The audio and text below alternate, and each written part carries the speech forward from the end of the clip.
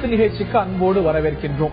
ஸ்ரீலங்காவில் ஆட்சி மாற்றம் சமீபத்தில் ஏற்பட்டிருக்கிறது. இதுல பல விஷயங்கள்ல அணுகுமுறை மாற்றமும் இருக்கும் என்று எதிர்பார்க்கப்பட்டது. குறிப்பாக மீனவர் விவகாரத்துல ஒரு மாற்றம் இருக்கும் அப்படிங்கிற ஒரு எதிர்பார்ப்பு பரவலாக இருந்தது.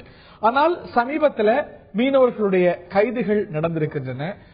இன்னும் சொல்ல போனா தாக்குதல்கள் நடந்திருக்கிறது அப்படிங்கிற ஒரு குற்றச்சாட்டு இருக்கிறது.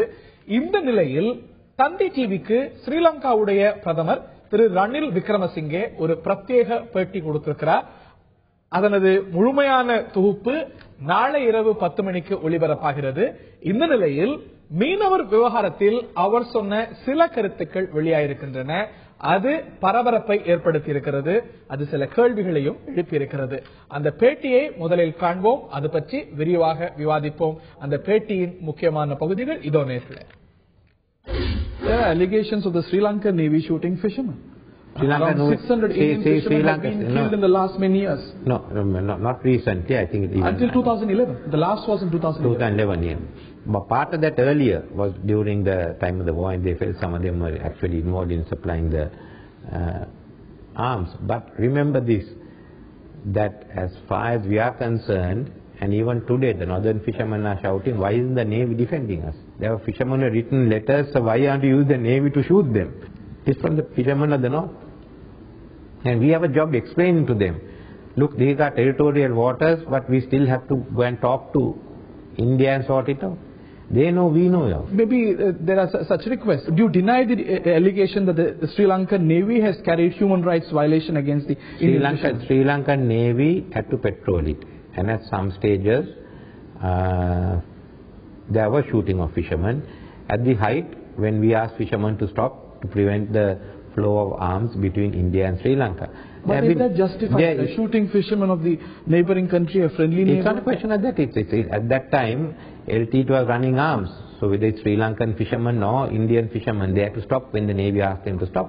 There also has been instance of the Sri Lankan Navy shooting innocent fishermen. We have not said no to it. So that has happened. Yeah, but there has been the fact that they have been running arms, and some instance they have to shoot because they were poaching on Sri Lankan waters. Poaching waters, can this be punished with shooting? Human rights violation? Look, we have no Coast Guard. We only recently established a Coast Guard. But you remember, you asked me the first thing. You are trying to put the I am asking, why are you coming into our waters? Why are you fishing in our waters? Stay on the Indian side. Then there will be no issue. No one will shoot anyone else. You stay on the Indian side and let our fishermen stay on the Sri Lankan side. We are quite. Otherwise, don't charge. Make accusations about human rights violation by the Navy. You came in there. A lot of neighbors have such fishing agreements, right, sir? No, we have it. So you be on that side, we be on this side. We are friendly. Why do you go and pick up those Italian sailors men here? What's the incident? You say you are friendly with Italy, so we show the same magnanimity to Italy that you want us to show to them. They killed our fishermen, so yeah, they still follow the course of law. Look, if you want us to show that magnanimity to your fishermen, kindly show that same. India should show that magnanimity to the attack was on the Indian side. No, so Italian marines saw our fishermen. Look, we are taking away a livelihood of our northern fishermen. But that can't justify taking lives, no, sir. You can't come. It's a right to this. Someone tries to break into my house, I can shoot. If he gets killed, the law allows me to do that.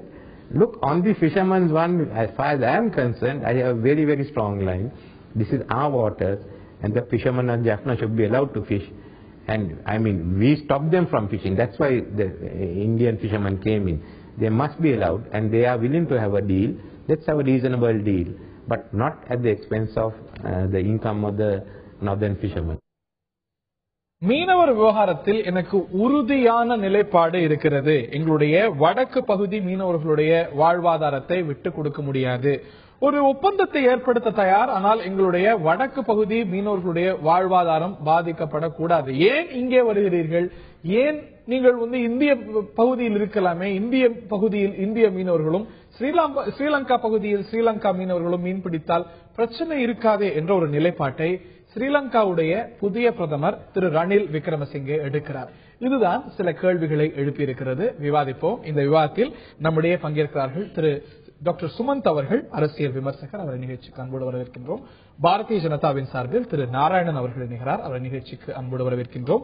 அஇஅதிமுகவுடைய தோழமை கட்சியான இந்திய குடியரசுக் கட்சியுடைய முனைவர் சேகு Tamilarasan MLA அவர்கள் இணைகிறார், அவரை நிகழ்ச்சிக்கு அன்போடு வரவேற்கின்றோம். இவர்கள் மட்டுமல்லாது ஸ்ரீலங்காவின் பிரதமர் திரு ரணில் விக்ரமசிங்கே அவர்களுடைய ஐக்கிய தேசிய கட்சியின் நாடாளுமன்ற உறுப்பினர் திரு யோகராஜன் அவர்களும் இணைகிறார், அவரையும் இந்த நிகழ்ச்சிக்கு அன்போடு வரவேற்கின்றோம். நால்வரையும் இந்த நிகழ்ச்சிக்கு அன்போடு வரவேற்கின்றோம். இந்திய மீனவர்கள் சார்பில் மீனவர் சங்க பிரதிநிதி திரு போஸ் அவர்கள் இன்னும் சற்று நேரத்தில் நம்முடைய இணைய இருக்கிறார். இந்த கருத்து பற்றி உங்களுடைய முதற்கட்ட கருத்தை கேட்க இருக்கின்றேன் டாக்டர் சுமந்திராம். இல்ல, இது பழைய பிரச்சனையை தான் இலங்கை பிரதமர் சொல்லியிருக்கிறார். இது புதுசான ஒரு விஷயம் இல்ல. அவங்களுடைய நிலை இந்திய மீனவர்கள் எல்லை இன்டர்நேஷனல் வாட்டர்ஸ் அவங்களுடைய மேரிடைம் வாட்டர்ஸ் உள்ள வந்துதான் மீன் பிடிக்கிறாங்க அப்படிங்கிறது தான் அவங்களுடைய வாதம். அதாவது இன்டர்நேஷனல் வாட்டர்ஸ்லயோ இல்ல இந்திய மேரிடைம் ஜோனுக்குள்ளேயோ இந்த நாங்கள் அவங்க கைது பண்றல இந்த பக்கம் வரதுனாலதான் எங்களுக்கு பிரச்சனை வருது. எங்க மீனவர்கள் எங்களை ஏன் ஒண்ணு நடவடிக்கை எடுக்கலன்னு கடற்படையை கேட்டுட்டு இருக்காங்க, அதுக்காக நாங்க செய்யறோம் அப்படிங்கிறாங்க. இது உண்மையை கண்டுபிடிக்கிறது ரொம்ப ஈஸிங்க. இது பிரச்சனையே கிடையாது. இப்போ போட்ஸ்ல ஜிபிஆர்எஸ் இருக்கு. இந்திய மீனவர்கள் இலங்கையுடைய கடற்பகுதிக்குள்ளே செல்றாங்களா இல்லையா அப்படிங்கறத நம்ம விருப்பப்பட்டோம் என்றால் அதை கண்டுபிடிக்கிறதுக்கு நமக்கு வழி இருக்கிறது. ஆனால் அது ஒரு பாயிண்ட். ரெண்டாவது பாயிண்ட் உரிமைகள். கடைசியில திரு ரணில் அவர் சொன்னார், we are willing for a compromise. அதாவது give and take நாங்க ரெடி. அதாவது நம்ம இலங்கை உடைய வாட்டர்ஸ்ல கூட நீங்க மீன் பிடிக்கிறதுக்கு என்ன ஒரு ஒப்பந்தம் செய்து கொள்வதற்கு தயார் அப்படிங்கிற மாதிரி தான் அவர் ஹிண்ட் பண்ணார். இதுதான் நம்ம பயன்படுத்திக்கணுமே தவிர ஒப்பந்தத்துக்கு சில கண்டிஷன்ஸ் இருக்கு. அந்த கண்டிஷன்ஸ் நாளைய பேட்டியில இன்னும் விரிவாக நம்ம பார்க்க இருக்கின்றோம். நான் திரு சேகு தமிழரசன் அவர்கள்ட்ட கேட்க இருக்கின்றேன், இலங்கையுடைய புதிய அரசு, புதிய பிரதமர் மீனவ விவகாரத்தில் எடுத்திருக்கக்கூடிய நிலைப்பாடு, எனக்கு இதுல உறுதியான நிலைப்பாடு இருக்கிறது அப்படிங்கிறார். இது பற்றி உங்களுடைய பார்வை? இலங்கை பிரதமர் ரணில் விக்ரமசிங்கனுடைய பேட்டி அதிர்ச்சி அளிப்பதாக, அச்சம் ஏற்படுத்துவதாக இருக்கிறது. அதே நேரத்தில் சர்ச்சைகளை கிளறுவதாகவும் ஏகப்பட்ட முரண்பாடுகள் நிறைந்ததாகவும் அவருடைய அந்த கருத்து இருக்கிறது.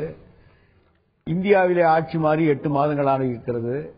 இலங்கையிலே ஆட்சி மாறி 1 மாதத்துக்கு மேலே ஆகிறது. இந்த 2 ஆட்சிகளும் மாறி இருக்கிறதே தவிர காட்சிகள் மாறவில்லை. தமிழ்நாட்டினுடைய மீனவர்களை காப்பாற்றுவதற்காக அவர்கள் தமிழ்நாட்டு மீனவர்கள் என்று சொல்லிவிட முடியாது. தமிழர்கள், இந்திய மீனவர்கள், தமிழர்கள். அவருடைய நிலைப்பாடு இதனால பாதிக்கப்படுவதும் தமிழர்கள் தானே. இந்த ஒரு கோரிக்கையை இந்த மீனவர் விவகாரத்துல நீங்க கடுமை காட்ட வேண்டும்ங்கிற கோரிக்கையை வைப்பது, நீங்க சொல்வது போல அங்க இருக்கக்கூடிய தமிழர்கள், யாருக்காக நம்ம போராடுறோமோ அந்த தமிழர்கள். அதைத்தான் நான் சொல்ல வரேன். இலங்கை தமிழர்கள், இலங்கை மீனவர்கள் என்பது வேறு. இங்கே இந்திய தமிழர்கள், இந்திய மீனவர்கள் என்பது வேறு. அது எல்லை குறித்த பிரச்சனை. நாங்க போல நம்முடைய இந்த மீனவர்களுடைய பிரச்சனைக்கு தீர்வாக 91 இதுவரையில சற்றேறக்குறைய 24 ஆண்டு காலமாக போற்றுக்குரிய அனைத்திந்திய அண்ணா திராவிட முன்னேற்ற கழக பொதுச் செயலாளர் 3 முறை முதல்வரான போதும் 50க்கு மேற்பட்ட கடிதங்களை பிரதமருக்கு எழுதியிருக்கிறார். மத்தியில் ஆளுபவர்களுக்கு இந்த தீர்வுக்கு அவர் உச்சநீதிமன்றத்திலும் வழக்கு தொடர்ந்திருக்கிறார். சில திட்டங்களையும் முன்வைத்திருக்கிறார். இவைகள்தான் இன்றைக்கு இந்த பிரச்சனைக்கு நிரந்தர தீர்வை உருவாக்க முடியுமே தவிர. இது உங்களுடைய முதற்கட்ட கருத்தா நான் எடுத்துக்கிறேன். You have a short comment. அவர் இந்த இன்டர்வியூ, முழு இன்டர்வியூ பார்க்கல. நீங்க போடுற அந்த சில பகுதிகளிலிருந்து பார்த்தாக்க அவர் கூறும் நிலை இலங்கையினுடைய நிலையாக தான் ரொம்ப வருஷமா இருக்கு. புதுசா ரணில் விக்ரமசிங்கே வாதம் என்னன்னா, ஆட்சி மாறி இருக்கிறது, காட்சி மாறும் திமுகவுடைய தீர்மானம் என்ன சொல்லுவாருன்னு எதிர்பார்க்கிறீங்க? நீங்க எல்லாரும் எங்க இருக்கிற மீனவர்கள் நீங்க எடுத்துட்டு போங்க, நாங்க எதுவுமே செய்யாம சொல்ல முடியும். இல்ல ஹரி, ஒரு நியாயம் இருக்கணும் இல்லையா? நம்ம எதிர்பார்ப்பிலும் ஒரு நியாயம் இருக்க வேண்டும். ஏன் அவர் என்ன சொல்லுவாருங்கிறீங்க? நீங்க எல்லாம் எங்க நீர் பகுதியில நீங்க மீன் பிடிச்சிட்டு போங்க, டிராலர் எடுத்துட்டு எங்களுடைய மீனவர்களுக்கு கிடைக்க வேண்டிய மீன் நீங்க பிடிச்சிட்டு போங்க, நாங்க ஒண்ணும் செய்யாம இருக்கிறோம் நடந்திருக்கிறது. துப்பாக்கி சூடுங்கிறது இல்ல, அதுதான் துப்பாக்கி சூடு. அவர் அந்த துப்பாக்கி சூடு நடந்த காலம் பெரும்பாலான துப்பாக்கி சூடு நடந்த காலம் விடுதலை புலிகள் இங்கிருந்து வெப்பன்ஸ் எடுத்துட்டு போறாங்க அப்படிங்கிற அந்த சந்தேகத்தினாலதான் இப்ப கடைசி ஒரு 3 ஆண்டு காலமாக ஒரு பெரிய அளவுல வந்து உங்களுக்கு துப்பாக்கி சூடு நடந்ததாக இது விஷயம் கிடையாது. கடைசியா அதற்கு பிறகு பாத்தீங்கன்னா ஒரு 3-4 நாள் என்ன பண்றாங்க, போட்டையும் மீனவர்களையும் கொண்டு போய் கைது பண்றாங்க. அதுக்கு பிறகு ஒரு 3 வாரம் கழிச்சு இப்போ இந்த பிரதமர் ரணில் விக்ரமசிங்கனுடைய பேட்டியிலே நீங்க ஒரு வார்த்தையை பார்க்கலாம், இந்த எல்லை குறித்து பேசுவதற்கு நாங்கள் தயார். அப்போ எல்லை என்பது இன்னும் எல்லை பற்றி அவர் தயார் சொல்லவே இல்லை. எல்லை பற்றி அவர் சொல்லல. மீனவர்களை பத்தி பேசும்பொழுது அது அனுமதிக்கிறத பத்தி பேசுறதுக்கு சில கண்டிஷன் சொல்றாரு. முழு பேட்டியில நம்ம பார்க்க இருக்கு. எல்லைன்னா அந்த மீன் பிடிக்கிற அந்த பகுதியை தான் நான் சொல்றேன். ஆனால் எங்களுடைய எல்லை நீங்க அது குறித்து எல்லைக்குள் உங்களை அனுமதிப்பது பத்தி நம்ம பேசலாம். ஒரு ஒப்பந்தம் ஏற்படுத்திக்கலாம், ஒரு ரீசனபிள் யோகராஜன் அவர்கள்ட்ட கேட்க இருக்கின்றேன். ஒரு பெரிய எதிர்பார்ப்பு நம்ம ஏற்கனவே கூட இன்னொரு விவாதத்துல நீங்களும் நான் கூட பேசியிருக்கோம், இந்த அரங்கத்தில் விவாதித்திருக்கிறோம். மீனவ விவகாரத்துல புதிய அரசாங்கத்துக்கிட்ட ஒரு அணுகுமுறை மாற்றம் நிச்சயமாக தமிழ்நாட்டு தரப்புல எதிர்பார்க்கப்பட்டது. ஒரு நல்ல மாற்றம் வரும் அப்படின்னு எதிர்பார்க்கப்பட்டது. ஆனால் ராஜபக்சா கூட வார்த்தைகள்ல காட்டாத கடுமையை புதிய பிரதமர் காட்டுகிறார் அப்படிங்கிறது அதிர்ச்சி அளிக்கிறது அப்படிங்கிறது சிலருடைய கருத்தாக இருக்கிறது. திரு சேக்கு தமிழரசன் அவர்கள் கூட அதான் குறிப்பிட்டார். இந்த நிலை பற்றி உங்களுடைய கருத்து என்ன திரு யோகராஜ்? புதிய பிரதமர் அவர்கள் புதிதாக ஒன்றும் கூறிவிடவில்லை. சட்ட நிலையை அவர் மிகவும் நேர்மையாக முன்வைக்கின்றார். அதாவது இந்திய மீனவர்கள் இலங்கையுடைய கடல் பரப்பிலே வந்து மீன்பிடிப்பதனால் இலங்கை மீனவர்கள், அவர் தமிழ் மீனவர்கள் என்று கூறாவிட்டாலும் நாம் எல்லோரும் அறிவோம், வடகிழக்கிலே இருக்கும் தமிழ் மீனவர்கள் தான் பாதிக்கப்படுகின்றார்கள். இது விஷயமாக கடந்த காலங்களில் இங்கே இருந்த படைகளை விடுவிப்பதற்கும் 6 மீனவர்களை இந்தியாவிலிருந்து விடுவிப்பதற்கும் 28 படைகளை இந்தியாவிலிருந்து விடுவிப்பதற்கும் நான் 2 அரசாங்கங்களோடும் பேச்சுவார்த்தை நடத்தி அது சுமூகமாக முடித்துவிட்டோம். கடந்த வாரம் மீண்டும் 10 படகுகளும் 86 மீனவர்களும் கைது செய்யப்பட்டுள்ளார்கள். இது முடிவில்லாத ஒரு விடயமாக போய்கொண்டிருக்கின்றது. இதற்கு காரணம் இந்திய மீனவர்கள் இலங்கை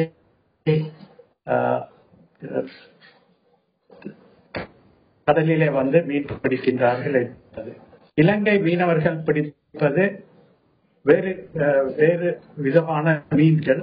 இந்திய மீனவர்கள் வந்து இங்கே பிடிப்பது இறால் மீன்கள். இறாலை பிடிக்கும் போது மணலை அரித்துக் கொண்டு அந்த மீன்களை அந்த இறால்களை பிடிக்க வேண்டிய ஒரு நிலை இருக்கின்றது. அப்படி பிடிக்கும் போது இலங்கை மீனவர்கள் கடலிலே இட்டிருக்கும் அந்த வலைகளையும் அந்த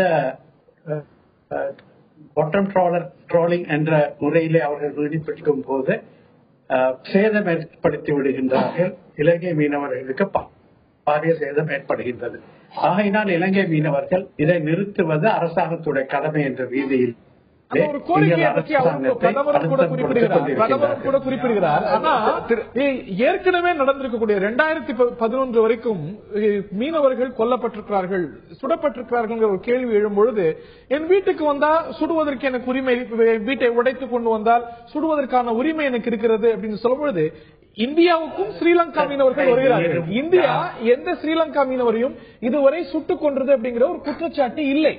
டியூனா பிஷை தேடி ஆந்திராவுக்கு வருகிறார்கள், ஒரிசாவுக்கு வருகிறார்கள். ஆனா நட்புடான நாடான ஸ்ரீலங்கா இந்திய மீனவர்கள் நாங்க இன்னசென்ட் பிஷர்மேனை கொண்டிருக்கின்றோம் அப்படிங்கிற ஒரு நிலைப்பாடு எடுப்பது அப்படிங்கிறது அதிர்ச்சி அளிக்கத்தானே செய்கிறது. இந்த அரசாங்கம் பாருங்க, இன்னைக்கு ஒரு செய்தி பாருங்க, இலங்கையினுடைய இந்த அரசாங்கம் பொறுப்பேற்றதற்கு பிறகு இலங்கையினுடைய கடற்படையினால் எந்த மீனவர்களுக்கும் பிரச்சனைகள் ஏற்படுத்தப்படவில்லை. சமீபத்திலே இலங்கை மீனவர்களுக்கும் இந்திய மீனவர்களுக்கிடையே நேரடியான தாக்குதல்கள் ஏற்பட்டிருக்கின்றதை ஒழிய கடல் பரப்பிலே இருக்கும் இலங்கை கடற்படை இதிலே ஈடுபடவில்லை. நடவடிக்கை எடுக்க எங்களுக்கு உரிமை உள்ளது. இன்றைக்கு இலங்கை மீனவர்கள் நம்முடைய மீனவர்கள் 7 பேரை கடத்திட்டு போயிருக்காங்க. அவர்கள் தமிழர்களா இருக்கும் பொழுது இல்ல இப்ப இருங்க அதாவது இன்றைக்கு பாரதிய ஜனதாவுடைய நிலைப்பாடு இது சார்ந்து நான் கேட்டிருக்கிறேன். இலங்கை மீனவர்கள்ட்ட பொறுத்து நாராயணன் அவர்கள்ட்ட கேட்கிறோம் என்று பாரதிய ஜனதா இந்த கருத்துக்கு என்ன நிலைப்பாடு கொண்டிருக்கு?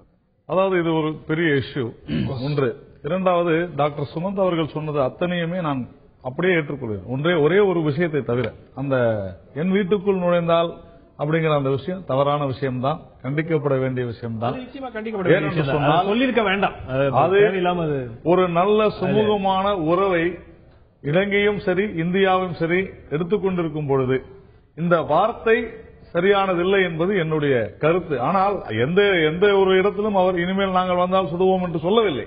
இருந்தாலும் கூட நியாயப்படுத்துவது என்பது, என் வீட்டுக்குள் நுழைந்தால் நான் சுடுவதில் என்ன தவறு என்பது தவறான வாதம். அதுவும் ஒரு பிரதமர் அது போன்று பேசியிருக்க கூடாது. அது உண்மையிலே வருத்தம் அளிக்கிறது. அதுல இதே ரணில் விக்ரமசிங்கே அவர்கள் 2010 ஒரு பேட்டி கொடுக்கிறார். அதுல அவர் என்ன சொல்லியிருக்கிறார்னா, அதாவது இந்த இலங்கையிலே நடந்த மிகப்பெரிய அந்த பேரழிவுக்கு பின்னாலே அவர் சொல்கிறார், you have to sit down and discuss the practical problems. நாம் உட்கார்ந்து பேசி அனைத்தையும் சரி செய்ய வேண்டும். அந்த பகுதிகளிலே பெட்ரோல் எப்படி செய்யணும், நம்ம ரோந்து போகணும். அதே போல இது இந்திய இலங்கை உறவு சம்பந்தப்பட்ட விஷயம். அதற்கு பிறகு ஒரு நல்ல ஒரு ஒற்றுமையான ஒரு திட்டத்தை நாம் முன்வைக்க வேண்டும். இப்போது இருக்கக்கூடிய, நான் முடிச்சிடறேன், இப்போது இருக்கக்கூடிய மீனவர்களுடைய மக்கள் தொகை அதிகரித்திருக்கிறது, போட்டுகள் படகுகள் அதிகரித்திருக்கிறது. அதே போல அந்த என்ஜின்ஸ்ல இருந்து எல்லாம் அவங்க சொன்னதுதான். இதெல்லாம் 2010 அவருடைய நிலைப்பாடு இதுவாகத்தான் இருக்கிறது. அவர் எதிர்கட்சியா இருந்த பொழுது, இப்போ ஒரு பிரதமரா இருக்கும் பொழுது அவர் சொன்னது ஏற்கனவே நாங்கள் சுட்டது எல்டிடிக்காக சுட்டதெல்லாம் சொன்னாங்க. ஆனால் அந்த வீடு என்பது தவறான வார்த்தை. இந்த 7 பேர் ஐயா சேக்கு தமிழரசன் சொன்னாரு, அந்த 7 பேர் இன்று மாலை விடுதலை செய்யப்பட்டனர் மத்திய அரசினுடைய கடும் முயற்சியில் என்பதை நான் உங்களுக்கு தெரிவித்துக் கொள்கிறேன். நான் என்ன கேது, இப்ப காலையில மீனவர்கள் கொண்டு போனாங்க, இப்ப மாலையில விடுதலை செஞ்சுட்டாங்கன்னு. அது எப்ப விடுதலை, என்றைக்கு இருந்தாலும் அவங்க விடுதலை செய்யப்படணும், அது வேற.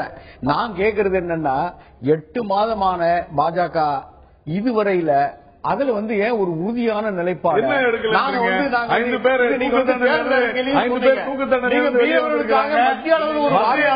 மத்திய அரசும் மாநில அரசும் இணைந்து பல திட்டங்களை வகுத்திருக்கிறது. சென்ற வாரம் ஓ பன்னீர்செல்வம் அவர்கள், நம்முடைய மதிப்புக்குரிய முதலமைச்சர், ஒரு மிகப்பெரிய அறிக்கையை கொடுத்திருக்கிறார். இந்த அரசாங்கம் மத்திய அரசோடு என்னவெல்லாம் செய்திருக்கிறது என்று தயவு செய்து அதெல்லாம் பாருங்க.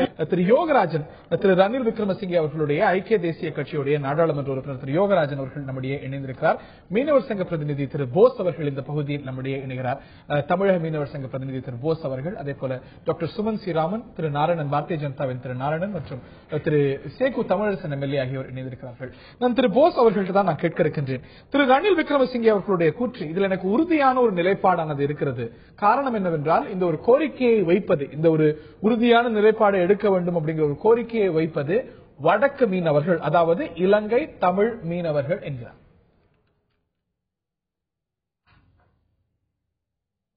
திரு போஸ், ரணில் விக்ரமசிங்கே அவர்கள் குறிப்பிட்டிருப்பது, இது நாங்க பாரம்பரியமான மீன்பிடிப்பு அந்த பகுதியில காலங்காலமா பிடிச்சுக்கிட்டு இருந்தோம்.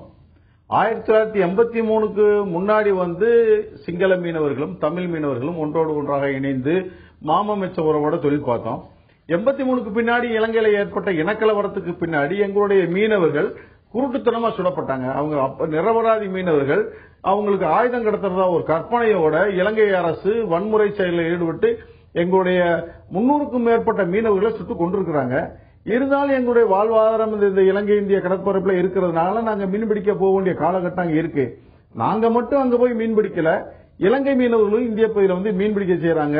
சமீபத்தோட தூத்துக்குடியில ஒரு 19 பேரை பிடிச்சிட்டு ரிலீஸ் பண்ணிருக்கிறாங்க. இது காலங்காலமா நடந்துகிட்டு இருக்கு. இதுக்கு பேச்சுவார்த்தை ஒரு தீர்வா தான் கொண்டு போகணுமே தவிர, அவர் பாட்டுக்கு பிரதமர் பாட்டுக்கு நாங்க வந்தா சுடத்தான் செய்வோங்கிறது எதுவுமே நியாயம் இல்ல. இல்ல ஒரு விஷயத்தை தெளிவுபடுத்தணும். புதிய பிரதமர் இனி வந்தால் சுடுவோம் அப்படின்னு சொல்லி ஏற்கனவே நடந்திருக்கக்கூடிய சூடுகள் துப்பாக்கி சூடுகளை பற்றி குறிப்பிடும் போது சொல்றார். இதை தாண்டி நீங்க எல்லை தாண்டி வரும்போது தானே இந்த ஒரு மனித உரிமை மீறல்ங்கிற ஒரு குற்றச்சாட்டு வருகிறது. எல்லை தாண்டாதீங்கிறார். ஒரு இந்தியாவுக்கும் இந்திய இலங்கை எல்லை அப்படின்னு ஒண்ணு இருக்கு, அதை தாண்டும் பொழுதுதானே பிரச்சனை அப்படிங்கிறார்.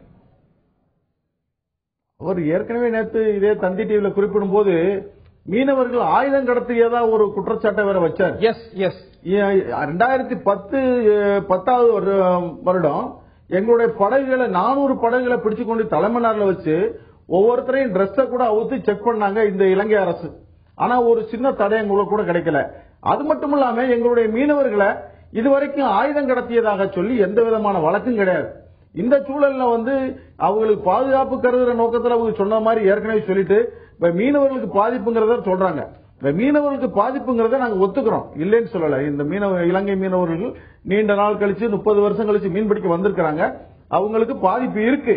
இருந்தாலும் இதை ஒரு நெறிமுறைப்படுத்துறதுக்கு இரு நாட்டு அரசுகளும் ஒரு பேச்சுவார்த்தைக்கு கொண்டு வந்து இரு நாட்டு மீனவர்களுக்கு ஏற்படக்கூடிய இடர்பாடுகளை கலைந்தறிய அந்த பேச்சுவார்த்தை மிகவும் உதவிகரமா இருக்கும். அந்த பேச்சுவார்த்தையில இது மாதிரியான நடைமுறைகள் இருக்கு, அதை நீங்க தடுத்துக்குங்கிற நடைமுறைகளை சொல்லணும். அதுக்கு உண்டான கட்டுப்பாடுகளை தமிழக அரசும் நம்மளுடைய மீனவர்களும் இணைந்து செயல்படுத்த வேண்டும். அந்த கரைப்பகுதியில போய் மீன் பிடிக்கிறது சரிங்கிறத நாங்களும் ஒத்துக்கல. நாங்களும் இலங்கையில உள்ள எங்க மீனவர் நண்பர்கள் எங்களுக்கு கொடுத்த தகவலின் அடிப்படையில நாங்களும் இங்க இருந்து நாகப்பட்டினம், காரைக்கால் அத்தனை மீனவர்களுக்கு நாங்க செய்திகள் சொல்லி இலங்கை கரைப்பகுதிகளை நீங்க போகக்கூடாதுங்கிறத நாங்க ரொம்ப வன்மையா சொல்லி இருக்கிறோம். இந்த விஷயத்துல உங்களுக்கு ஏற்புதானா? இந்திய மீனவர்கள் வரையறுக்கப்பட்ட இந்திய எல்லைக்குள், இலங்கை மீனவர்கள் வரையறுக்கப்பட்ட இலங்கை எல்லைக்குள் மீன் பிடிப்பது அப்படிங்கிற ஒரு விஷயத்துல இந்திய அரசும் ஸ்ரீலங்கா அரசும் உறுதி காட்டுமானால் அதில் உங்களுக்கு ஏற்புதானா? அது எங்களுக்கு ரொம்ப கஷ்டத்தை உண்டாக்கும். இந்திய மீனவர்கள் எங்க பக்கம் மீன் பிடிக்கிறதுக்கும் இலங்கை பக்கம் நாங்க போய் மீன் பிடிக்கிறதுக்கும் அவங்களுக்கு தொந்தரவு இல்லாம எங்களுக்கு தொந்தரவு இல்லாம ஒரு சூழலை உருவாக்கணுங்கிறதா எங்களுடைய கோரிக்கை. அதாவது அவங்க சொல்ற மாதிரி தடை செய்யப்பட்ட வலைகளை பயன்படுத்தக்கூடாது, அந்த மாதிரி ஒரு கோரிக்கைகளை ராமநாதபுரம் மாவட்டத்தில் முற்றிலுமாக நாங்கள் நிறுத்தி இருக்கிறோம். தடை செய்யப்பட்ட வலைகளை முழுமையாக தடுத்து நிறுத்திக்கிறோம். இன்னும் பிற மாவட்டங்களில் இருக்கிறத தடுத்து நிறுத்துறதுக்கு நம்ம தமிழக அரசு தான் நடவடிக்கை எடுக்கணும். ஒரு நிமிஷம். அதாவது இதுக்கு ஒரு தீர்வு காணணும்னா நிச்சயமா காணலாம். ஆனா இந்த தீர்ப்பு ஒரு அரசியல் ரீதியாக காணப்படுற தீர்ப்பை விட வியாபார ரீதியாக காணப்பட வேண்டும். இப்ப என்ன பிரச்சனை சார்? அங்க இருக்கிற மீன் வளம், அந்த மீன் வளத்தை நம்ம மீனவர்கள் நம்ம எல்லையை தாண்டி போயிட்டு எடுக்கிறாங்க. இதுல 2 பிரச்சனை. ஒண்ணு இலங்கையினுடைய பாதுகாப்புக்கு அது பங்கம் ஏற்படுதா அப்படிங்கறது ஒண்ணு.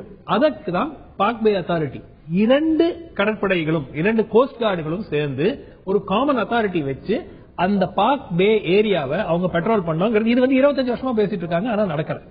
2வது விஷயம் கமர்ஷியல் ரைட்ஸ். உலகத்துல பல நாடுகளில் பிஷிங் ரைட்ஸ் விற்கிறாங்க. அதற்கு தயாராக இல்ல.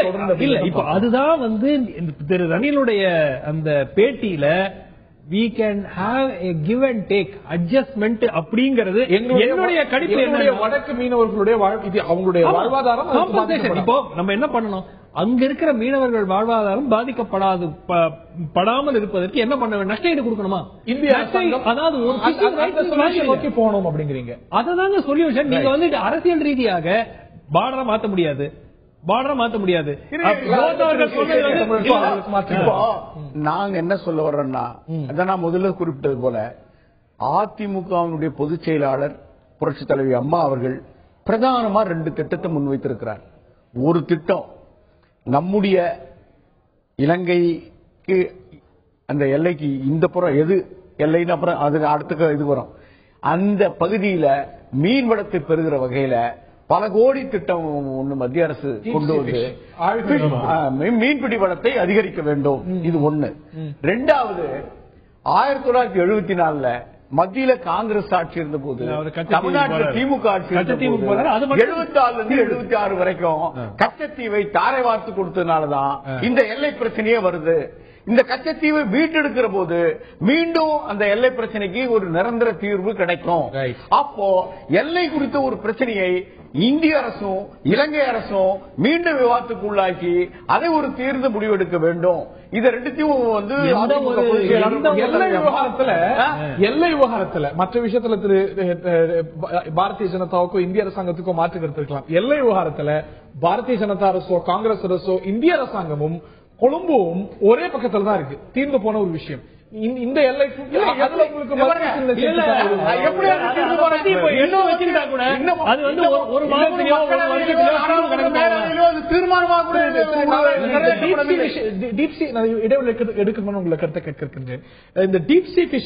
பாரதிய ஜனதா நீங்களும் கூட உத்தரவாதம் கொடுத்தீங்க. அது எந்த அளவுக்கு அதுல நகர்ந்து போயிருக்கும் தெரியும் சொல்லுங்க. அண்ட் எல்லை விஷயத்துல இது வந்து எல்லை அப்படிங்கிறது வரையறுக்கப்பட்ட ஒரு விஷயம் இல்ல. It is still a matter of dispute அப்படிங்கிறது மாநில அரசாங்கத்துடைய பார்வை. தேர்தலுக்கு முன்பு உங்களுடைய பார்வையும் அதுதான். இன்னைக்கு இது மாறி வழக்கு உச்ச நீதிமன்றத்தில் இருக்க கட்சியை நம்ம மீட்டெடுக்கணும். உச்ச நீதிமன்றத்தில் வழக்கு இருக்க அப்புறம் எப்படி அது தீர்ந்து முடிந்து போன விஷயம் இல்ல. இப்போ பிரச்சனையை தொடர்ந்து நாம் சொல்லிக் கொண்டிருக்கிறோம். நீங்க சொன்னது போலவே வண்டலூர் பொதுக்கூட்டத்தில் தேர்தலுக்கு முன்னால், பாராளுமன்ற தேர்தலுக்கு முன்னாலேயே நம்முடைய பிரதமர் நரேந்திர தாமோதர தாஸ் மோடி அவர்கள் மிக தெளிவாக நான் ஆட்சிக்கு வந்தால் இந்த மீனவர் பிரச்சனையை எப்படி தீர்ப்பேன் என்று ரொம்ப அழகா பேசினார். முதல்ல அவர் பேசும்பொழுது இதுதான் என்னுடைய விஷன், தமிழ்நாடு பிஷர்மேனுக்கு நான் வந்து இதை செய்யணும். ஏற்கனவே ஏனென்று சொன்னால் குஜராத்ல இதே ப்ராப்ளம்ஸ் நாங்க பேஸ் பண்ணிருக்கிறோம் சொல்லி இன்னைக்கு கூட பாத்தீங்கன்னா எத்தனையோ விரிவா தான் சொல்லிட்டு இருக்கு சொல்லி இந்த ஆழ்கடல் பிஷிங் அதை வந்து கண்டிப்பா நாங்க we will allot so many thousands of crores அதை நாங்க பண்ணுவோம் சொல்லிருக்காங்க. செப்டம்பர் மாசம் 3ஆம் தேதி பீலா ராஜேஷ் என்கின்ற நம்முடைய தமிழகத்தினுடைய மாநில மீனவ ஆணையர் அவர் ராமேஸ்வரத்துக்கு போய் ராமேஸ்வரத்துல போய் பிஷர்மேன் கம்யூனிட்டி ஃபுல்லாவே உட்கார வச்சு அவங்க பேசுறாங்க, நீங்கள் எல்லை தாண்டாதீர்கள், அதே போல உங்களுக்கு 1620 கோடி நாங்கள் மத்திய அரசும் மாநில அரசும் சேர்ந்து உங்களுக்கு நிதி ஒதுக்குகிறோம். அதாவது டீப் சி பிஷிங்க்கு ஒவ்வொரு ஆண்டும் ஐயா அவங்க போய் ஆபீசர் மீட் பண்ணி எல்லாமே நடவடிக்கை வேற என்ன நீங்க எதிர்பார்க்கறீங்க எனக்கு புரியல. இல்லங்க இப்போ கடந்த வாரம் எல்லையிலயோ கச்சத்தீவிலையோ வேற ஒரு கொள்கை ரீதியா பாஜக வந்து சுப்ரீம் கோர்ட்ல இருக்கிற இந்த கேஸ்ல தமிழ்நாட்டினுடைய நிலைப்பாடோ அஇஅதிமுக இப்ப வந்து 2 பேரும் கிட்ட வந்துட்டீங்க. நீங்க உங்களோட அனுமானத்துக்கு நான் பதில் சொல்ல முடியாது. பார்த்து வர போறோமா இல்ல உங்களுடைய அனுமானத்துக்கு அந்த பொசிஷன் எங்களுக்கு இந்தியா இஸ் ஃபர்ஸ்ட், அப்புறமா தான் மத்தது. நீங்க எதிர்ப்பீங்களா ஆதரவு கொடுப்பீங்களா மீண்டும் பெற்றுக் கொடுக்க வேண்டும். நீங்க சுப்ரீம் கோர்ட்ல நான் என்ன கேட்கிறேன், it the matter is in the supreme court. Supreme court will decide. உங்களுடைய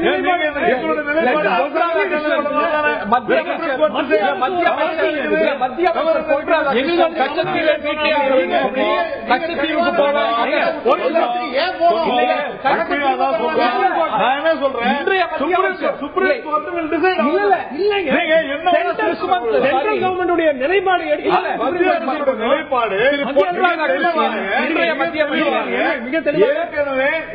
ஏற்கனவே இந்திய அரசு என்ன செய்தது என்பதை சொல்லி இருக்கிறது. சுப்ரீம் கோர்ட்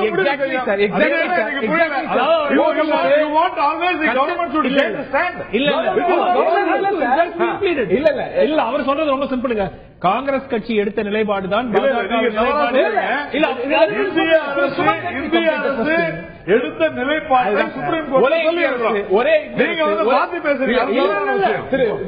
திரு நாராயணன் இதே இன்றைய மத்திய அமைச்சர் அன்னைக்கு சில ஆண்டுகளுக்கு ரொம்ப வருஷத்துக்கு முன்னாடி இல்ல கச்சத்தீவில் போய் நான் கொடியேற்ற போறேன், கச்சத்தீவை மீட்டே ஆக வேண்டும், இந்திய அரசாங்கம் என்ன செய்யுது உடனடியாக மீட்கணும் அப்படின்னு பேசக்கூடிய அதே இன்னி வரைக்கும் கச்சத்தீவை ஸ்ரீலங்கா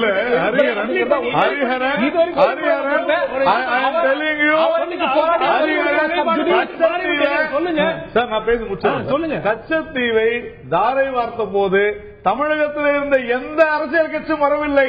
பாரதிய ஜனதா கட்சி தான் வந்தது. அப்புறம் நான் back. இது மட்டும் சார். என்ன சார்? அதாவது 91ல தான் இவர் சொல்ற அண்ணா ஸ்ரீலங்கா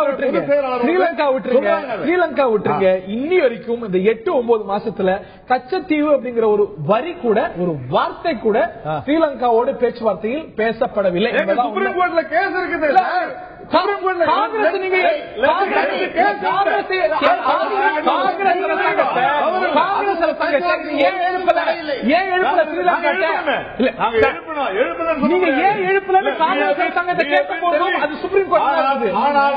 அரசாங்க ஆவணங்களை அவங்க அது மாதிரி பண்ணிருக்காங்க.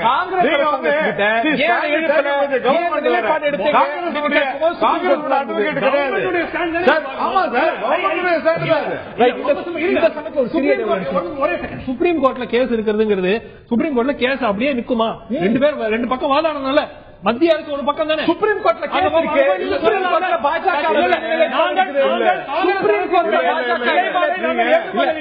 மாறிவிட்டது. கச்சத்தீவு மீண்டும் திரு போஸ் அவர்கள் நம்முடைய இணைந்திருக்கிறார். நான் திரு போஸ் அவர்கள்ட்ட கேட்கறதுக்கு முன்னாடி திரு யோகராஜன் அவர்கள், ரணில் விக்ரமசிங்கே அவர்களுடைய ஆளும் ஐக்கிய தேசிய கட்சியை சேர்ந்த திரு யோகராஜன் எம்பி அவர்கள்ட்ட கேட்க இருக்கின்றேன். முந்தைய ஜனாதிபதி மஹிந்த ராஜபக்சா கூட இந்த விவகாரத்தை பத்தி கேட்கும்போது இல்ல தாக்குதல்கள்லாம் நடத்தல, நாங்க இந்த விவகாரத்துல இது யாரையும் தாக்கல, யாரையும் தாக்க மாட்டோம் அப்படின்னு சொல்ல, மிகுந்த அதீதமான கடுமையை புதிய பிரதமர் யார்கிட்ட ஒரு இந்தியா ஒரு வேறு நிலைப்பாட்டை, வேறு ஒரு அணுகுமுறையை எதிர்பார்க்கிறதோ, ராஜபக்சா சொல்லாத கடுமையை, ராஜபக்சா எடுக்காத ஒரு கடுமையை காட்டும் பொழுது நிச்சயமாக அதிர்ச்சி ஏற்படுகிறது. என் வீட்டுல யாராவது உடைச்சா நான் சுடத்தானே செய்வேன், ஏன் இங்க வரீங்க, இங்க மீன் பிடிச்சிட்டு நீங்க மனித உரிமை மீறல்கள் சொல்ல அப்படிங்கும்போது இட் இஸ் ஷாக்கிங். திரு யோகராஜன். அதாவது எங்களுடைய பிரதமர் மஹிந்த ராஜபக்சவை போல பொய் சொல்பவர் அல்ல, நேர்மையாக பேசுகின்றார். இது விடயமாக பேச்சுவார்த்தை மூலமாக தீர்வுக்கு வர வேண்டும், அதுவரை எங்கள் எல்லையை மீறி மீன் பிடிக்காதீர்கள் என்றுதான் கூறுகிறார்.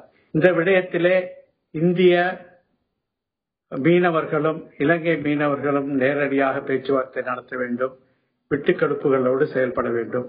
திரு போஸ் அவர்கள் கூறினார், நாம் எல்லை மீறி வருவது பிழைதான், சிலர் பாட்டம் ட்ராலிங் என்ற விதத்திலே மீன் பிடிப்பதும் தவறுதான், ராமநாதபுரம் மாவட்டத்தை சேர்ந்தவர்கள் நாங்கள் நிறுத்திவிட்டோம், மற்றவர்கள் நிறுத்துவதை உறுதி செய்ய வேண்டியது அரசாங்கத்தின் கடமை என்ற ரீதியிலே பேசியிருக்கின்றார். அதுதான் நியாயமான நேர்மையான விடயம்.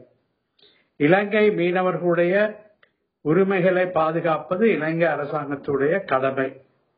தமிழர்களாக இருந்தாலும் வடகிழக்கு மீனவர்கள் தான் இதனால் பாதிக்கப்படுகின்றார்கள். அவருடைய விடயத்திலே இலங்கை அரசாங்கம் தன்னுடைய கடமையை செய்ய வேண்டும். அதை செய்வதற்கு நாம் என்ன நடவடிக்கை எடுக்க வேண்டும், அதாவது எங்கள் எல்லையை மீறி வருபவர்களுக்கு எதிராக நடவடிக்கை எடுப்பது எங்களுடைய அரசாங்கத்தின் கடமை என்பதை கூறியிருக்கிறார். வடக்கு பகுதி ராணுவமயமாக்கல குறையுங்கன்னு கேட்கிறாங்க, அந்த கோரிக்கை ஏற்க மாட்டேங்கிறீங்க, ஆனா இந்த கோரிக்கை மட்டும் உடனே ஏற்கிறீங்க. இல்ல, நீங்க ராணுவமயமாக்கல் குறைக்கப்படவில்லை என்று நிச்சயமா கூற முடியாது. வடகிழக்குல இன்னைக்கு ராணுவம் அன்றாட வாழ்க்கையிலே, மக்களுடைய அன்றாட வாழ்க்கையிலே இப்போது தலையிடுவது கிடையாது. அவர்கள் அவர்களுடைய கேம்ப்களிலே இருக்கின்றார்கள், அவருடைய அந்த பயிற்சிகளை செய்து கொண்டிருக்கின்றார்களே ஒழிய மக்களுடைய அன்றாட வாழ்க்கையில் இன்று தலையிடுவது கிடையாது. 18,000 ராணுவத்தினர் முன்பை விட ராணுவத்துடைய ஒரு கட்டுப்பாடு குறைந்திருக்கிறது, அவங்களுடைய அன்றாட வாழ்க்கையில தலையிடக்கூடிய முறையானது குறைந்திருக்குங்கிறீங்க. இன்னொரு சந்தர்ப்பத்தில் விரிவாக நம்ம விவாதிப்போம். ஆனா என்னுடைய கேள்வி, நான் திரு ஜஸ்டின் அப்படிங்கிற யாழ்ப்பாணத்தை சேர்ந்த மீனவர் பிரதிநிதி அவர்கள் இணைகிறார். அதற்கு முன்பாக திரு யோகராஜன் அவர்கள்ட்ட நான் கேட்க நினைப்பது அப்படிங்கிறது, இந்தியா இதுவரைக்கும் எந்த இலங்கை மீனவரையும் சுட்டது கிடையாது. திரு ரணில் விக்ரமசிங்கே அவர்களே சொல்கிறார், சில சமயங்கள்ல போச்சிங், அதாவது எல்லை மீறி அத்துமீறியதற்காக அப்பாவி மீனவர்களும் சுடப்பட்டிருக்கிறார்கள் அப்படின்னு. இங்கேயும் கூட டியூனா பிஷ் நோக்கி ஆந்திரா வருகிறார்கள், ஒரிசா வருகிறார்கள்.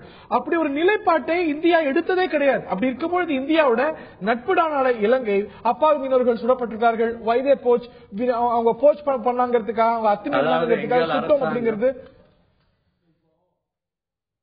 அரசாங்கம் பொறுப்பேற்ற காலத்திலிருந்து இன்று வரை ஒருவரை கூட சுடவில்லை.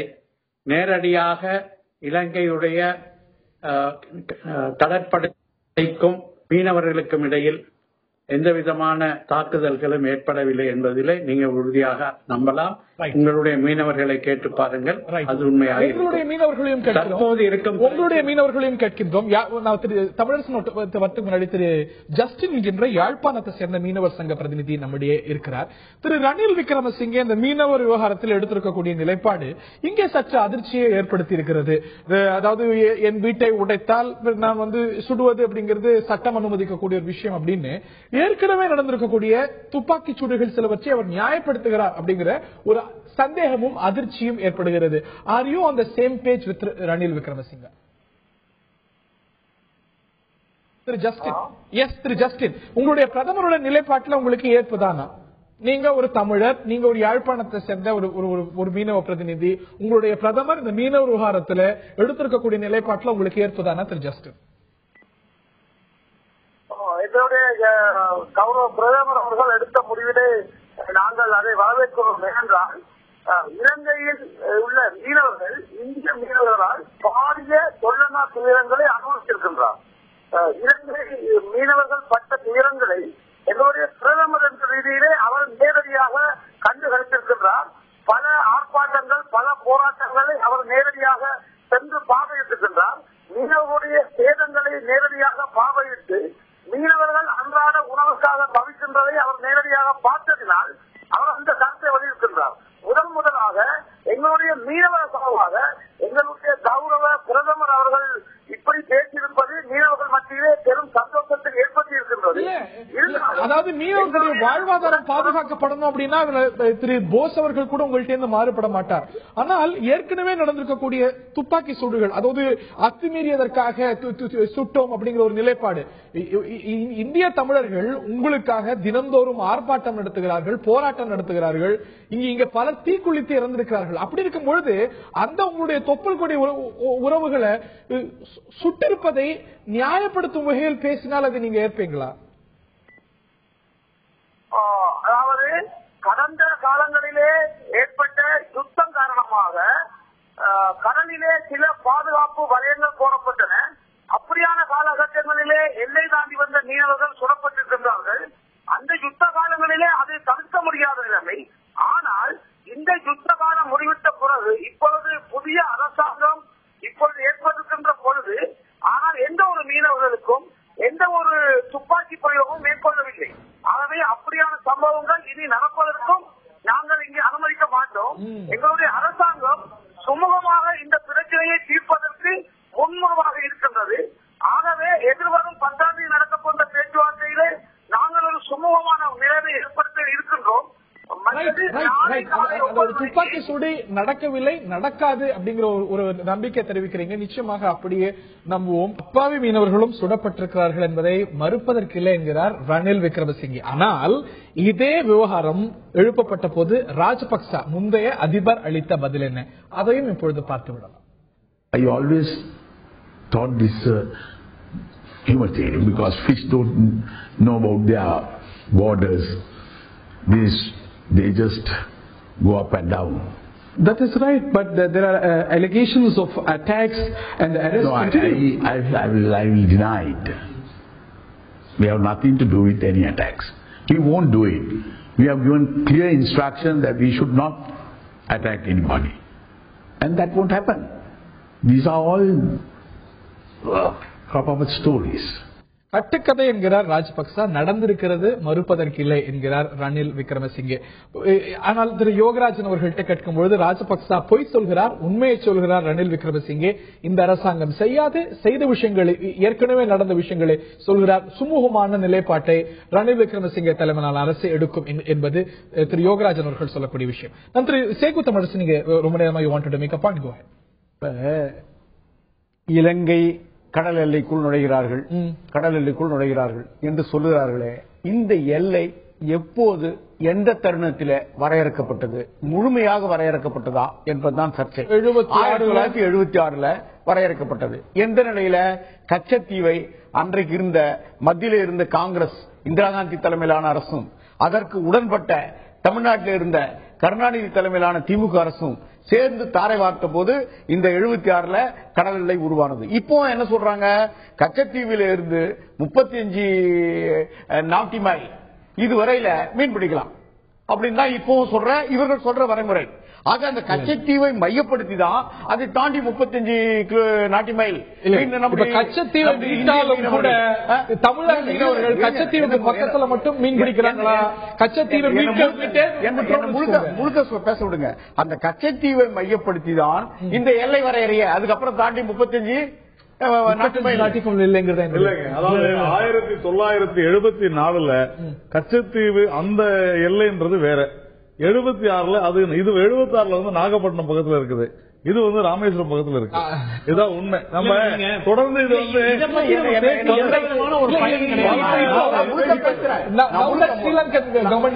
எடுத்துக்கூடிய நிலையில இந்திய அரசாங்கம் என்ன செய்யணுங்கிறது நாங்க என்ன வலியுறுத்துறோம்னா, கச்சத்தீவை பொறுத்தவரையில ராமநாதபுரம் சேதுபதிக்கு சொந்தமான ஒரு தீவு அப்படின்னு எல்லா விதமான எல்லா சான்றுகளும் தமிழ்நாட்டில் இருக்கு. பூகோள ரீதியா பிரிட்டிஷ் ஆட்சியில பூகோள ரீதியாக இருக்கிற வரைபடங்களிலும் கச்சத்தீவு தமிழகத்தோடு சேர்ந்த ஒரு பகுதி என்ற வரைபடம் இருக்கிறது. அதற்கு மேல பிரிட்டிஷ் வரலாற்று ஆசிரியர்களாலேயே எழுதப்பட்ட வரலாற்று குறிப்புகளும் இருக்கு. ஆனாலும் மாநிலங்களவையிலும் மக்களவையிலும் ஒப்புதல் இல்லாமல் திருமதி இந்திரா காந்தியும்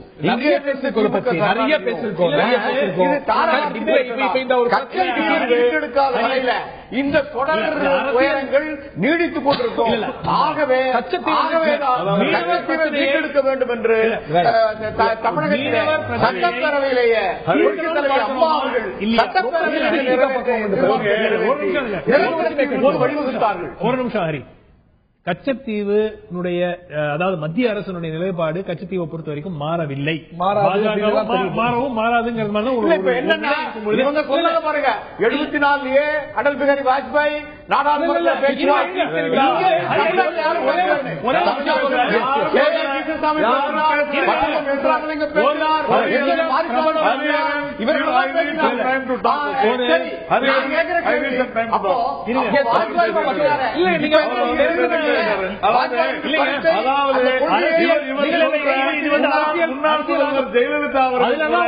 ராஜ்யசபா உறுப்பினராக இருக்கும் பொழுது கூட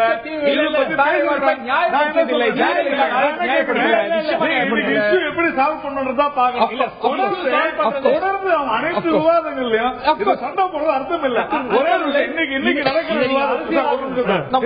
விவாதத்துல அவரு நம்ம ரணில் விக்ரமசிங்கே சொல்றாரு, மை லா அலோவ்ஸ் தட் அப்படின்னு சொல்றாரு. அந்த பிரதமர் அவர் சொன்னது தவறு. ஏனென்று சொன்னால் யுனைடெட் நேஷன்ஸ் லா படி ஆர்டிகல் 73 அதுபடி கண்டிப்பாக எந்த மீனவர்களையும் சர்வதேச எல்லையை தாண்டும் பொழுது சுடுவதற்கு அனுமதி கிடையாது. அதனால அவருடைய அந்த வாதம் தவறான வாதம். அது கண்டிப்பாக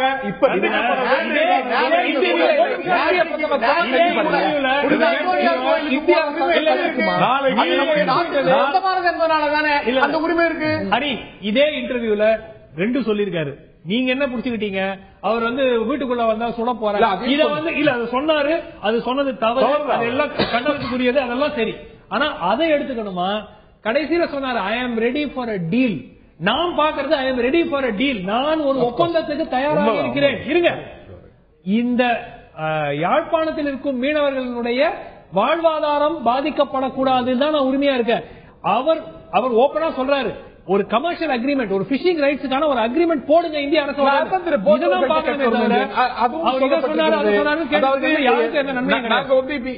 பேட்டியிலே கூட குறிப்பிடுகிறார், அதாவது இந்த ஒரு படகு வகைகள் எல்லாம் ஒரு கருத்தொற்றுமை ஏற்படும் பொழுது இரு நாட்டு மீனவர்களுக்கும் இடையே கருத்தொற்றுமை ஏற்படும் போது ஆஃப்டர் ஆல் அவங்க 2 பேருமே இன்டர்மேரிட், 2 பேருக்கும் இடையே பந்தங்கள் இருக்கிறது. ஒரு ஒற்றுமை ஏற்படும் பொழுது யாழ்ப்பாண மீனவர்களுடைய வாழ்வாதாரத்துக்கு பாதிப்பு ஏற்படாத ஒப்பந்தத்துக்கு தயார் என்கிறார் ஸ்ரீலங்கா பிரதமர். அது பற்றி அதை வரவேற்கிறீர்களா? அது பற்றி உங்களுடைய கருத்து என்ன?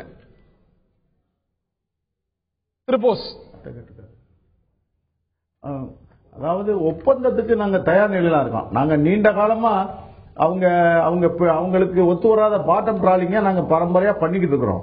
இதை மாற்றி அமைக்கிறதுக்கு மத்திய அரசாங்கம் நடவடிக்கை எடுத்துக்கிட்டு இருக்காங்க. அதாவது எங்களுக்கு ஆழ்கடல் மீன்பிடிப்புக்கு எங்களுக்கு பாதி மானியத்துல தமிழக அரசு வழங்குறதுக்கு தமிழக முதல்வர் கடுமையான ஏற்பாடுகள் பண்ணிக்கிட்டு இருக்காங்க. ஆனா அதெல்லாம் நடைமுறைப்படுத்தி வர்றதுக்கு காலங்கள் ஆகும். அதனால ஒரு சின்ன குறுகிய காலங்களை நம்ம இலங்கை அரசு கேட்டு பெற்றுக்கிட்டு இந்த பேச்சுவார்த்தை மூலமா நடத்தணும். கச்சத்தீவுங்கிற பிரச்சனையை பேசுறது எந்த விதத்திலையும் நமக்கு சரிப்பட்டு வராது. கச்சத்தீவே நம்ம திரும்ப வாங்கினாலும் ஒரு 20% வேணா அந்த பிரச்சனைக்கு ஒரு தீர்வு காண முடியும். 20% தீர்வு காண முடியும். அவங்க மரியாதைக்குரிய அவர் நாராயண சார் சொல்றாரு, சுப்ரீம் கோர்ட்ல இருக்கு இதை பத்தி பேச முடியாதுன்னு சொல்றாரு. அந்த தேர்தலுக்கு முன்னாடி இந்த சுப்ரீம் கோர்ட் தான் இருந்துச்சு. அப்பா இதை பேசத்தானே செஞ்சாங்க. அவங்க நாங்க மீட்டு கொடுப்போம், இந்த பிரச்சனை தீர்வு கொடுப்போம் பேசினாங்களே. அப்போ ஒரு பேச்சு இப்போ ஒரு பேசுகிறது அரசியல்வாதிகளுக்கு சகஜமான ஒரு வேலையா போச்சு. விட்டுட்டு மீன்பிடிக்கிறதுக்கு பாரம்பரிய மீன்பிடிப்பதற்கு உண்டான வழிமுறைகளை பண்றதுக்கு இந்த அரசாங்கங்கள் வழி பண்ணணும். இருநாட்டு மீனவர்களுக்கு இடக்கிடப்பில் மீன் பிடிக்கணும். இலங்கை அரசை பொறுத்த மட்டுக்கும் அப்பாவிகளை சுட்டுக் கொள்றதுல கைவந்த கலை அவங்களுக்கு. எத்தனை பேரை சுட்டு கொண்டுட்டு இல்லைன்னு சொன்ன மாதிரி நம்ம மீனவர்கள் 500 பேரை கொண்டுட்டு இல்லைன்னு சொல்லிட்டாங்க. அது மாதிரி பல 1000 பேர் கோடிக்கணக்கான உடைமைகளை இழந்துட்டு இருக்கோம். ஆயிரக்கணக்கான அங்கீனமாயிருக்கோம். எதையுமே நாங்க செய்யலைன்னு சொல்லி அவங்க அப்படியே விடுதலை புலி மேல அந்த காலத்துல பழியத்துக்கு போட்டாங்களே தவிர அவங்க ஒரு மனசாட்சியா எதுவுமே பேசல. இன்னைக்கு இருநாட்டு மீனவர்கள் பேசணும். அவங்களுக்கு ஏற்படக்கூடிய இடர்பாடுகளை நம்ம தீர்க்கணும். அப்பதான் இந்த இதுக்கு ஒரு இது பண்ண முடியும். மீனவனை பொறுத்த மட்டுக்கும் ஒரு நாள் கூட தேச விரோத நடவடிக்கையில் ஈடுபட மாட்டான். அதுல நாங்க உறுதிப்பாட்டோட எங்க மீனவர்கள் இருப்பாங்க. அதனால இந்த ரணில் விக்ரமசிங்கே அவர்கள் சொன்னது தவறு. அவங்க எங்க மீனவர்கள் எங்க மீனவர்கள் ரணில் விக்ரமசிங்கே நிச்சயமான பேச்சுவார்த்தையில ஒரு தீர்வு காண்பதற்கு அரசுகள் உடன்பாடா இருந்து மீனவர்களுக்கு அந்த குறிய தமிழர்களுடைய பிரதிநிதி, வடக்கு மாகாண தமிழர்களுடைய பிரதிநிதி சி.வி. விக்னேஸ்வர் அந்த நாட்டு ஜனாதிபதியை போய் பார்க்கிறார். அதுல சொல்றார் மைத்ரிபால சிறிசேனாவை பத்தி, இந்திய மீனவர்கள் அத்துமீறுகிறார்கள், அது பற்றி அரசாங்கத்துக்கு கவனத்துக்கு கொண்டு செல்கின்றோம் அப்படிங்கிறார். வடக்கு கடலில் பல்வேறு தடவைகளாக இந்திய மீனவர்கள் அத்துமீறி நுழைந்த சம்பவங்கள் அப்படிங்கிறார். இது வெறும் ஸ்ரீலங்கா அரசு மட்டுமல்ல, நம்மளுடைய தொப்புள் கொடி உறவுகளான தமிழர்களும் தமிழர்களுடைய பிரதிநிதிகளும் இதே நிலைப்பாட்டில் இருக்கிறார்கள் அப்படிங்கறத நம்ம கவனிக்கணும் இல்லையா? ஆமா, நிச்சயமா. இலங்கையில ஏற்பட்ட ஆட்சி மாற்றம் எங்களுக்கு ஒரு இலகுவான நிலைமை ஏற்பட்டிருக்கிற ஒரு எண்ணத்துல எங்க மீனவர்கள் அத்துமீறி போயிருக்கிறாங்கிறது உண்மை. அந்த தகவல் எங்களுக்கு அங்கிருந்து வந்துருச்சு. அதை வச்சு நாங்க எங்களுடைய மீனவர்கள் அத்தனை பேருக்கு நாங்க சொல்லி இருக்கிறோம். இந்த மாதிரி அவங்களுடைய கரைப்பகுதியில போகாதீங்க, அவங்களுக்கு இடையூறு விளைவிக்கிறது தொழில் பண்ணாதீங்க நான் வலியுறுத்திக்கிட்டு இருக்கோம்.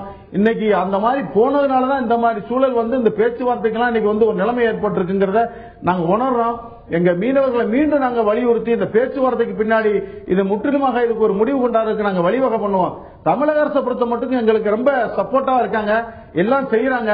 தமிழக அரசு இந்த பேச்சுவார்த்தை ஏற்பாடு பண்ற போது அதுக்கு ஒரு தீர்வு நிச்சயமா நாங்க கொண்டு வருவோம். இந்திய அரசு சார்,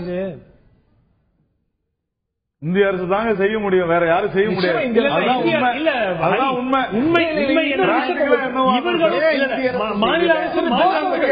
ஒரு காம்பன்சேஷன் பேக்கேஜ்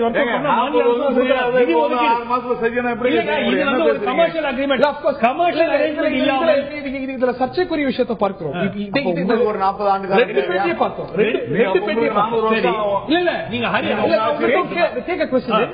பார்த்தோம். இதே விஷயத்தை இந்த தாக்குதல் பற்றி கைதுகள் பற்றி கொடுக்கும்போது ராஜபக்சா அப்படி நடக்கவே இல்லைங்கிறாரு.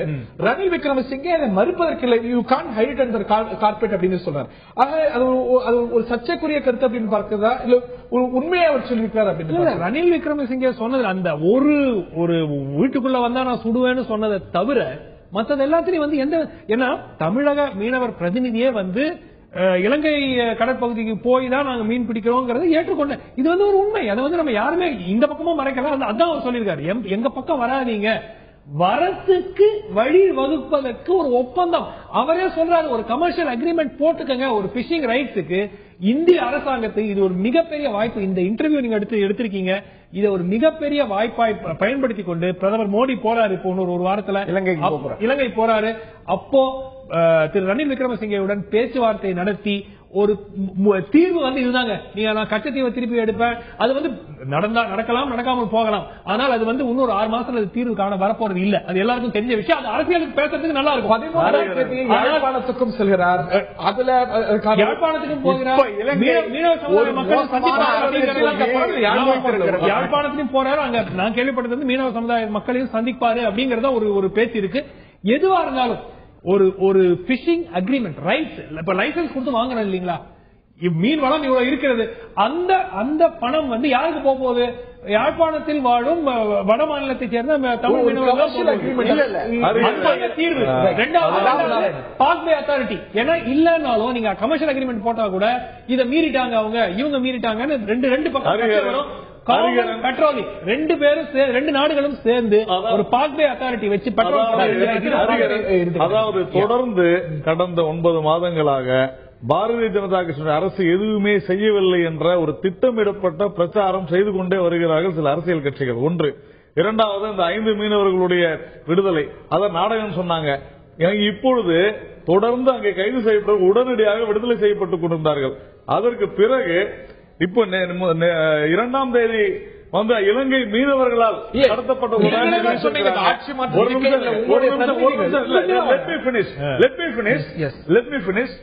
போன மாதம் கூட ரணில் விக்ரமசிங்கே ஸ்ரீனிவாசன் ஜெயின் என்டிடிவிக்கு கொடுத்த அந்த பேட்டியில கூட இதெல்லாம் குறித்து விரிவாக பேசி இருக்கிறார் ரணில் விக்ரமசிங்கே. உங்களுக்கு வேணா நான் படிச்சு காமிக்கிறேன். ஏன் சொல்றேன்னா, இந்த அளவுக்கு இந்த அரசு பலமுறை பேச்சுவார்த்தை நடத்தி இருக்கிறது. எங்களுடைய தமிழ் மாநில நிர்வாகிகளும் எங்களுடைய அமைச்சர் பொன் ராதாகிருஷ்ணன் கூட மீனவர்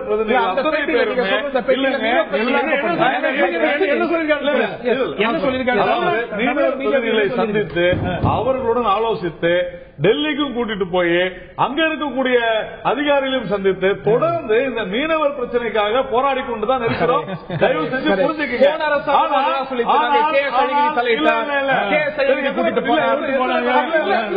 படகுகள் திரும்பி கொடுப்பதாக சொல்லவில்லையா? இது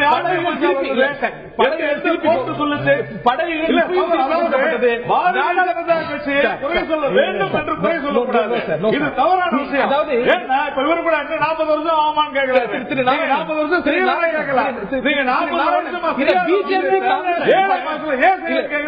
பிஜேபி காங்கிரஸ் பாக்குறோம். ஏன்னா சென்ற ஆட்சியில நாடாளுமன்ற தேர்தலுக்கு முன்னாடி கூட மன்மோகன் சிங் பிரதமர் இருந்த போது படகுகள் வந்து மீனவர்கள்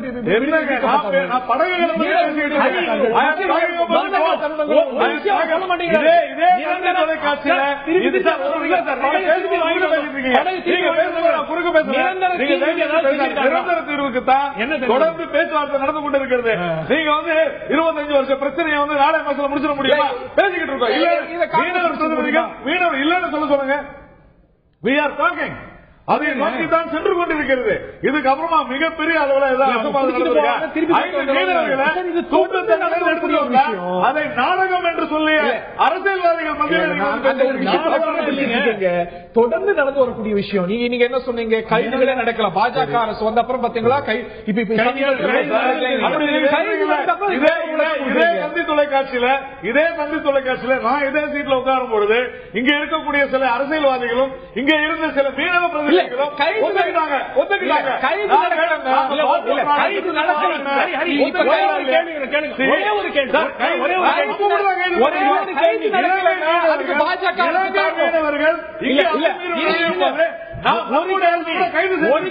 இன்னைக்கு கூட இருக்கிறாங்க.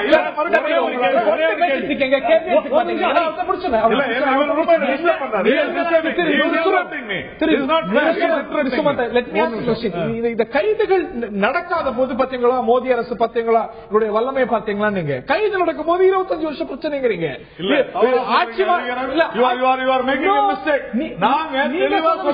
கைது நடக்காது என்று நாங்கள் சொல்லவில்லை. கைது நடந்தால் உடனடியாக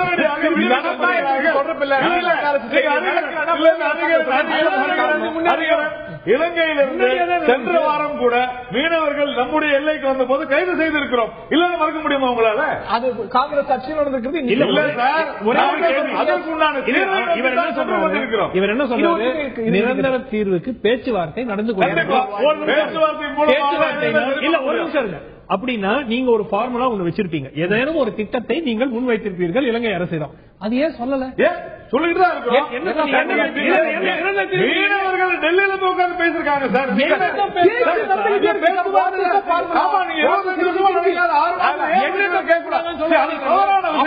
உங்களுடைய நோக்கமே குறை சொல்ல வேண்டும் என்பதுதான்.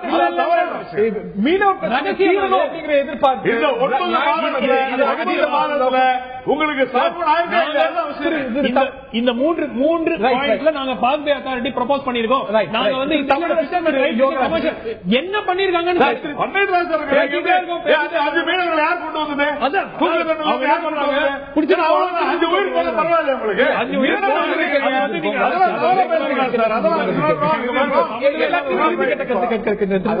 ரொம்ப சுருக்குமா. அதாவது நீங்க ரணில் விக்ரமசிங்கனுடைய பேட்டியில ஒண்ணு தெளிவா தெரியுது. மத்திய அரசோட ஒரு நட்பு பாராட்டணும், நட்பு வரவேற்கணும், இதை சொல்லிட்டு இருக்கிற அவரு இன்னொன்னு மறைமுகமா அழகா ரொம்ப தெளிவா முன்வைக்கிறார். என்னன்னா வடகிழக்கில் இருக்கிற தமிழ் மீனவர்களுக்கும் இங்க இருக்கிற தமிழ் மீனவர்களுக்கும் ஒரு மோதலை உருவாக்குவதை போல தமிழர்களுக்குள்ளவே ஒரு மோதலை உருவாக்குவதை போல சி.வி. விக்னேஸ்வரன் அந்த நாட்டுடைய ஜனாதிபதியை போய் சந்தித்து இந்திய மீனவர்கள் அப்படிப்பட்ட தமிழர்களை பிரித்தாளுகிற ஒரு மோதலை உருவாக்குகிற தமிழ் இடத்தை கூறு போடுகிற திரு ரணில் விக்ரமசிங்கே அதை செய்கிறார். தமிழ் தேசிய கூட்டமைப்பு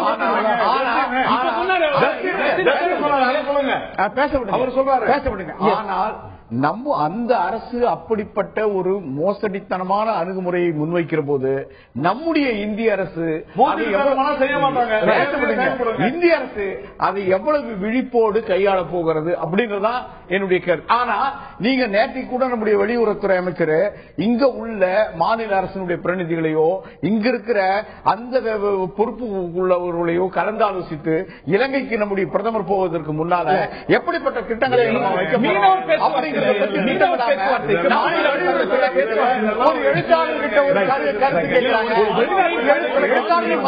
வேண்டும்.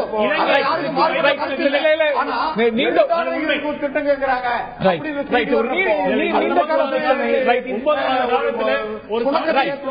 இந்த நிலையில மக்கள் கருத்து என்ன இந்த விவகாரத்துக்கு பார்க்கலாம்.